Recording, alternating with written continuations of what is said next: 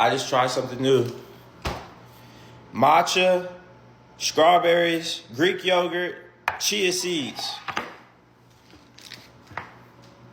I made these by myself, you feel me? Let's break it open, see what it.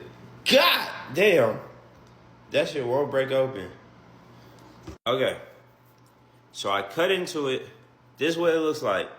I already took the first bite, but my freaking TikTok is stupid. So I'm gonna take another bite. Are we recording? Oh yeah. So look, chia seeds, strawberries, matcha. This is a new teed up recipe. Come shop, Matcha Fest.